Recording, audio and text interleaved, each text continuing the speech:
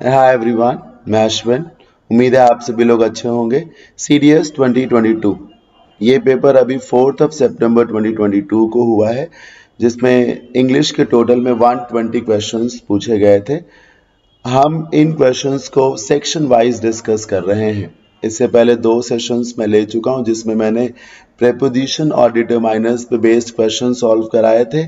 पिछले सेशन में मैंने फिल इन द ब्लैंक्स पे बेस्ड जो सेंटेंसेस पूछे गए थे उनको सॉल्व कराया था। आज का ये जो सेशन नंबर 3 है, इसमें मैं आपको पार्ट्स ऑफ स्पीच पे बेस्ड जो एरर्स हैं, पार्ट्स ऑफ स्पीच पे बेस्ड जो प्रॉब्लम्स हैं जो पेपर में पूछी गई हैं, उन्हें डिस्कस कराऊंगा। पार्ट्स ऑफ स्पीच पे बेस्ड प्रॉब्लम्स का यही मतलब है कि आपको बताना होगा कि पर्टिकुलर वर्ड कौन सा पार्ट ऑफ स्पीच है। जैसे आपके सामने एक सेंटेंस है, इसमें एक वर्ड है विच, इसे अंडरलाइन किया गया है। आपको यही बताना है कि विच कौन सा पार्ट ऑफ स्पीच है। तो आप अगर बता सकते हैं तो बताएं। सेंटेंस है he headed the Indian national freedom struggle. उन्होंने हेडेड मतलब अध्यक्षता करी इंडियन फ्रीडम स्ट्रगल की, विच जिसने पेव्ड द वे फॉर, एक फ्रेज यहां पर लिखी गई है, कहीं आप लोग भी लिख लीजिएगा, पेव द वे फॉर, जिसका मतलब होता है रास्ता खोलना। क्या मीनिंग है? रास्ता तैयार करना। जैसे तमाम डिपार्टमेंट्स में वीआरएस दिया जा रहा है, voluntary retirement from services. Governments ये क्लेम कर रही हैं इससे नए ब्लड को आने का रास्ता मिलेगा। इससे डिपार्टमेंट्स में यंग एज के बॉयज एंड गर्ल्स को मौका मिलेगा, तो ये पेव करेगा यंग बॉयज एंड गर्ल्स के लिए रास्ता। खैर, ये इस फ्रेज का मीनिंग था।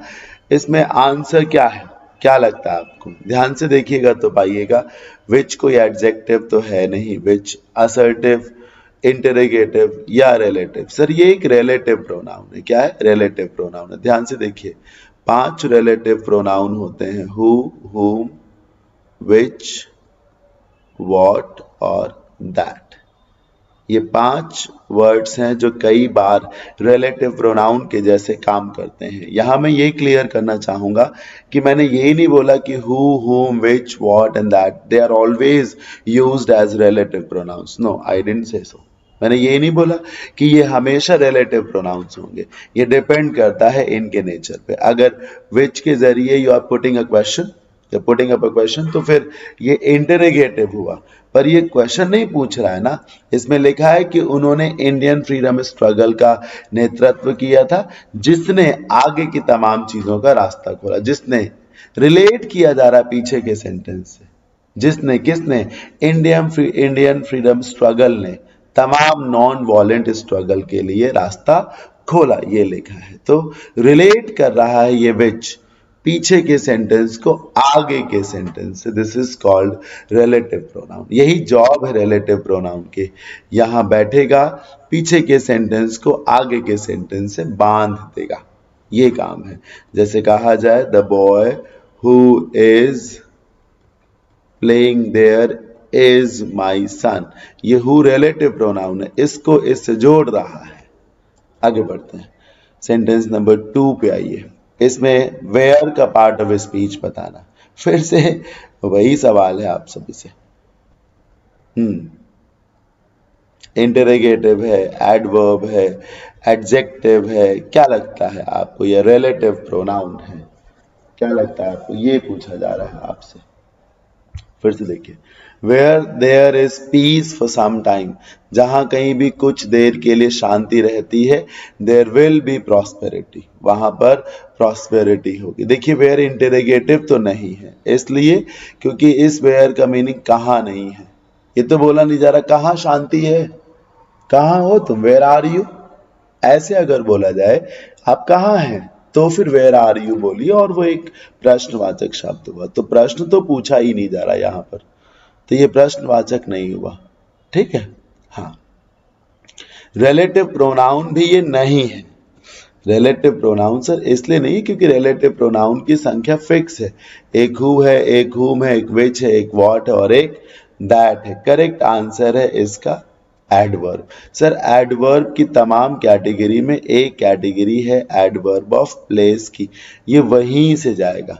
जहां कहीं भी शांति है, जहां कहीं एक प्लेस की ही तो बात कर रहा है, एक माहौल की ही तो बात कर रहा है, जहां कहीं भी शांति है वहां पर समृद्धि है। तो एडवर्ब है, ये क्या है सर? एडवर्ब है, एडवर्ब ऑफ प्लेस है। It was a very brilliant question. Generally लोगों को क्या लगेगा, इंटरोगेटिव को टिक कर दें, या बहुत से लोग इसे रिलेटिव प्रोनाउन मान लेंगे।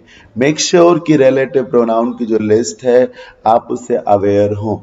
इसमें हु है, हुम है, विच है, वॉट है और दैट है। कोई और वर्ड रिलेटिव प्रोनाउन की लिस्ट में नहीं आता। अगर आपको सेशन अच्छा लग रहा है तो आप मुझे जरूर बता सकते हैं। Alas, we have been defeated, ये अलास क्या है? ध्यान से देखिए, कोई भी वर्ड लिखा हो उस वर्ड के बगल में ये एक्सक्लेमेटरी मार्क लगा हो, ऐसे वर्ड को इंटरजेक्शन कहते हैं। क्या कहते हैं? इंटरजेक्शन। जैसे कहा था शाबाश, ब्रावो, इंटरजेक्शन, वाओ, इंटरजेक्शन। समझ रहे हैं ना? ये वो वर्ड्स हैं, शिट, इंटरजेक्शन। ये सारे वर्ड्स जो एक वर्ड लिखा जाए तो और उसके बगल में ये एक्सक्लेमेटरी मार्क लगा दिया जाए तो उससे वो जो वर्ड है, जो ग्रुप ऑफ वर्ड्स है, इट बिकम्स एन इंटरजेक्शन। तो क्वेश्चन नंबर 3 का right answer is option number C, interjection. Number 4, अच्छा सेंटेंस है, वैसे तो सिंपल है पर आपको मिसलीड कर सकता है। A zero is a zero always. इसका मीनिंग है जीरो हमेशा जीरो ही होता है। A zero is a zero, a zero is a zero always. इस सेंटेंस में 2 बार जीरो आया है सर, दोनों बार ये एक नाउन है। कैसे? और ये क्या लिखा? आर्टिकल। ए सर, नाउन के ही पहले तो आर्टिकल आता है, बताइए ना। नाउन के पहले ही तो हम आर्टिकल का यूज करते हैं। तो a zero is a zero always, ये नाउन ही तो हुआ क्योंकि ये एक आर्टिकल है। बस नाउन में कंपाउंड नाउन नहीं हुआ। कंपाउंड नाउन इसको कहते हैं, जैसे मैंने लिखा फादर, तो फादर एक नाउन हो गया। अब इसको बड़ा कर दीजिए, आप क्या बोल दीजिए? फादर इन लॉ, तो ये कंपाउंड नाउन हो जाएगा। जैसे आप बोलिए चीफ, चीफ, तो ये नाउन है। आप बोलिए मिनिस्टर, तो ये भी एक नाउन है। मिला दीजिए दोनों को sir, chief, minister, now it's a compound noun. तो क्या है इसका सही आंसर? ऑप्शन नंबर ए, यानी कि noun. Number 5, may you be blessed with all good things in life. भगवान कह रहे आपको जीवन में सब कुछ अच्छा अच्छा मिले। ब्लेस्ड के साथ जब भी कभी प्रेपोजिशन लगाएं, विद ही लगाएं, क्योंकि ब्लेस्ड विद मतलब आपकी झोली भर दी गई है। तो जिन चीजों से झोली भर दी जाती है ना, वहां विद ही लगाया जाता है। ये सारी चीजें प्रेपोजिशन की हैं। मैं आपको बताना चाहूंगा कि मैंने अपने इसी यूट्यूब चैनल पर प्रेपोजिशन को पूरा का पूरा पढ़ाया है। टोटल में 12 सेशंस हैं उसमें। कितने सेशंस हैं? 12, A to Z, basic to high. Preposition 2 हिस्सों में होता है, एक उसके बेसिक यूजेस और दूसरे उसके फिक्स्ड यूजेस। 4 से 5 लेक्चर्स बेसिक यूजेस के हैं और 4 से 5 लेक्चर्स जो हैं फिक्स्ड यूजेस के हैं। These lectures are so important. आपने ना देखे हो अभी तक तो जरूर देख लीजिए, प्लेलिस्ट अवेलेबल है।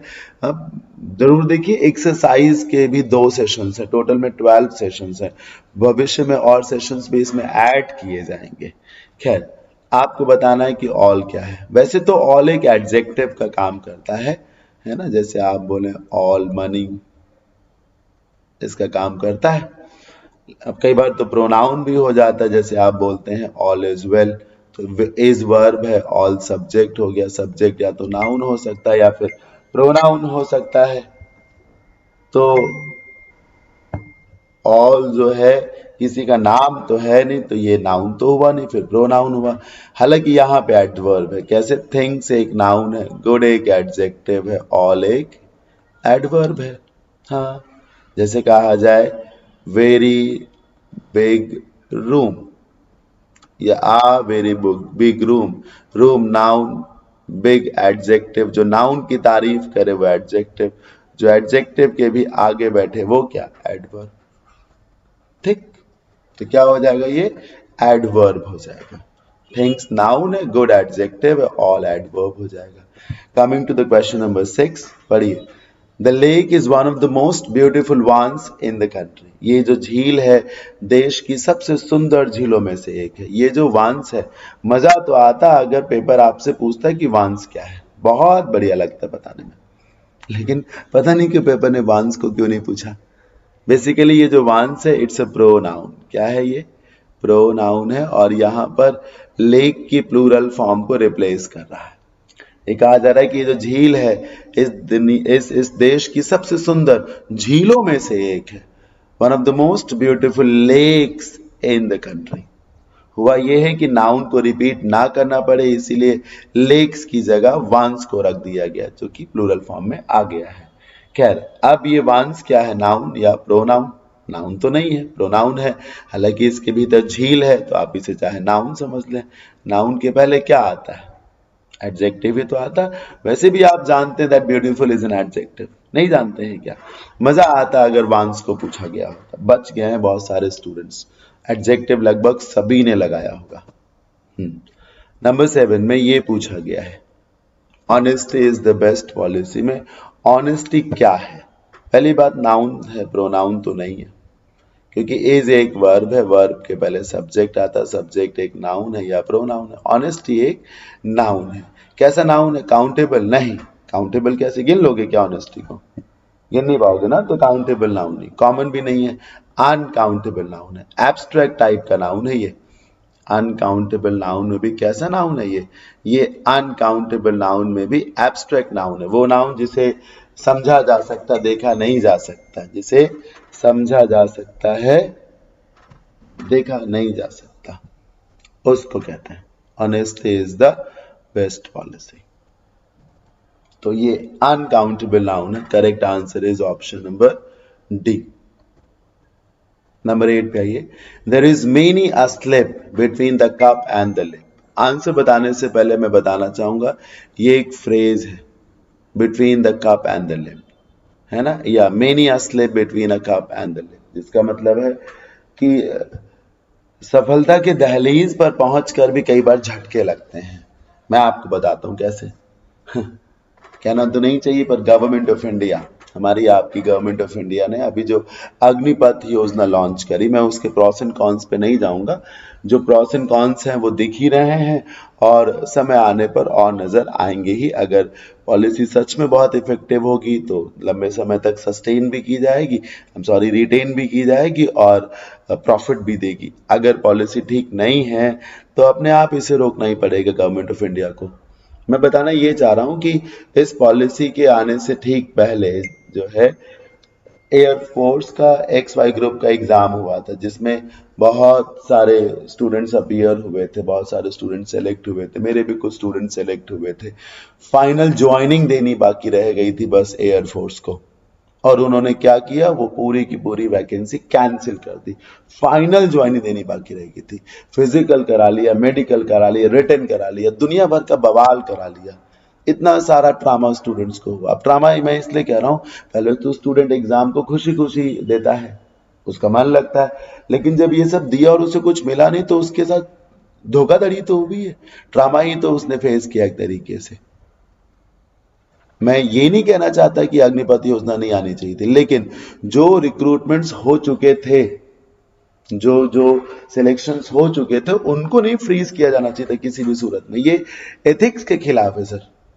इलीगल हो चाहे ना हो, लेकिन ये मॉरलिटी के अगेंस्ट है, नैतिकता के खिलाफ है। ऐसा नहीं होना चाहिए था किसी भी सूरत में कि आपने व्यक्ति को सिलेक्ट कर लिया, चूज कर लिया है। सोचिए, आदमी पहले कोचिंग ज्वाइन करता है, 20,000 रुपए तैयारी में लगाता है, उसके बाद बुक्स लाता है, टीचर से मिलता है, घंटों घंटों पढ़ाई करता है, उसके बाद जो है व्यक्ति एग्जाम देने जाता है। हो सकता है लखनऊ वाले बंदे का एग्जाम आपने चंडीगढ़ भेज दिया हो। इतना अजीबोगरीब आपका सिस्टम है। आप 10, 20, 50, 60 किलोमीटर में एग्जाम नहीं कंडक्ट करा पाते हैं, इतना दूर आपने भेज दिया। बच्चे गए, हजारों रुपए किराए में खर्च होता है, होटल्स, धर्मशाला, कहीं भी रहेंगे, सब जगह पैसा पड़ना है। उसके बाद आप जाइए, समय खर्च करिए, थकिए, और फिर आप आइए, पता चलता है कि आपका एग्जाम क्वालिफाई हुआ, सब थकान चली गई आपकी। फिर आप फिजिकल देने जाते हैं, मेडिकल देने जाते हैं, GD देते हैं, ये देते हैं, सब आप क्वालिफाई करते हैं, और उसके बाद बोला जाता है कि ज्वाइनिंग लेटर देने से पहले वैकेंसीज को फ्रीज कर दिया गया। यही हुआ था वीडियो को लेकर स्टेट गवर्नमेंट में। सरकारें इतना लेट में जान पाती हैं कि हमने ऐसा किया। आपको मालूम होगा कि ऐसे ही करने की वजह से वीडियो के बाद भी ऐसी खबरें आई थी कि कुछ स्टूडेंट्स ने आत्महत्या करी है। मैं दावे से तो नहीं कह सकता, हो सकता है ये जो एयरफोर्स का रिजल्ट रोका गया इसकी वजह से भी कुछ स्टूडेंट्स ने ऐसा, कुछ लोगों ने किया हो। करना तो नहीं चाहिए, लेकिन जब व्यक्ति बहुत अधिक परेशान है तो वो क्या करेगा? When we find no way to go, तो आदमी क्या करता है? खैर छोड़िए। तो ये कहा जाता है slip between the cup and the lip. ये बिटवीन क्या है सर?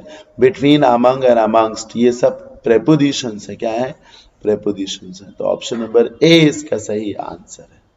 ठीक, ए सही इसका आंसर है। प्रेपोजिशन है, बिटवीन भी प्रेपोजिशन है, अमंग और अमंगस्ट भी प्रेपोजिशन है। नंबर 9, सेकेंड लास्ट सेंटेंस पे हम है। Ravi and Megha reached first. Ravi और मेघा सबसे पहले पहुंच गए, but Guha and Saanvi finished third.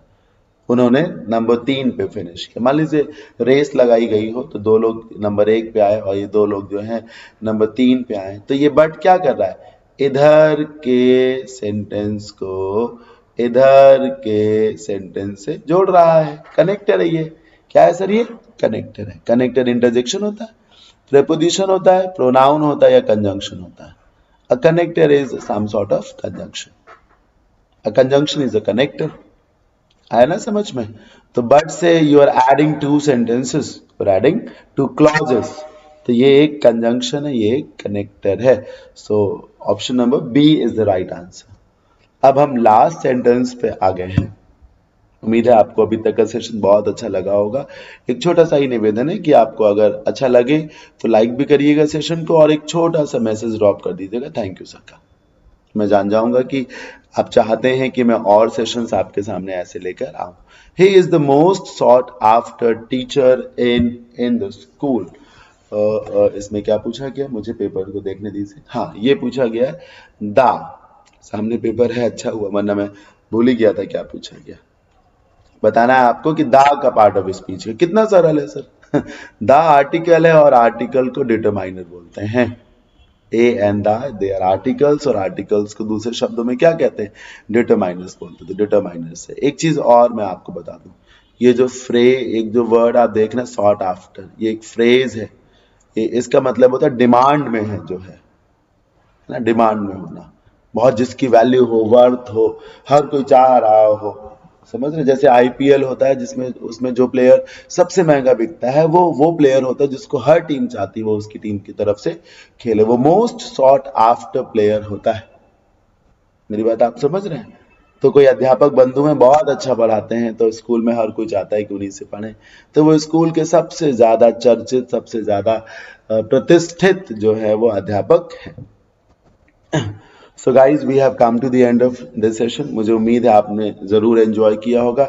Feedback देना मत भूलिएगा और अगली क्लास में आगे के पोर्शन के साथ आएंगे। धीरे धीरे करके पूरे पेपर को डिस्कस कर लेंगे।